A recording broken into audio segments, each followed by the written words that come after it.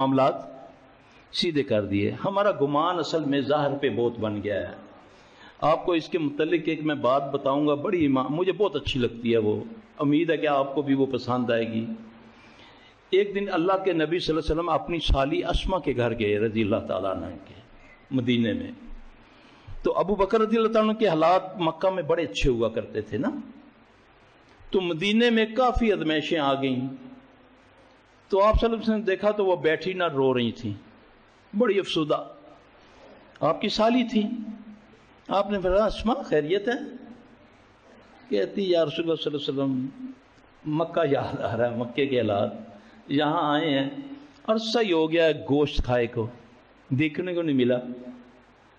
آج بڑا ہی دل کیا ہے گوشت مل جائے کہیں سے. ساتھ والی ہمسائی نے اونٹ کو ذبح کیا ہے، تو دل چاہتا ہے کہ گوشت آئے تو میں اس کو کھاؤں.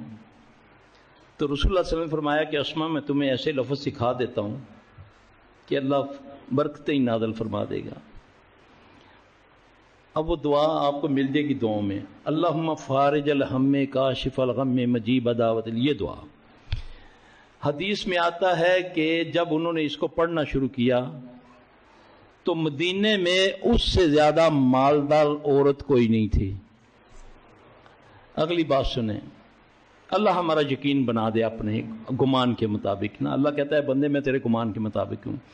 کہتے ہیں کہ جب کوئی لشکر لے جانے والا جب ترتیب دیتا تھا نا، لشکر کہیں کوچ کرنا ہے، جانا ہے لڑائی کے لیے، تو چندہ اکٹھا کرنے سے کرتے کرتے اخیر میں اسما رضی اللہ عنہ کے پاس آتے تھے.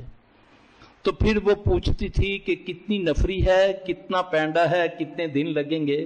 اس حساب سے پھر اپنے غلام سے اونٹ دیا کرتی تھی کہ اتنے اونٹ دوپہر کے کھانے میں، اتنے شام کے کھانے میں، اور اتنی سواریوں کے لیے.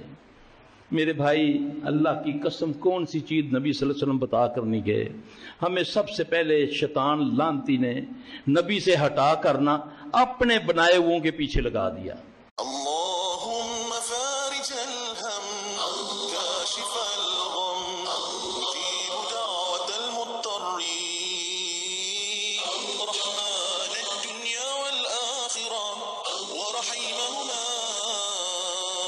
انت ترحمنی فارحمنی انت ترحمنی فارحمنی برحمت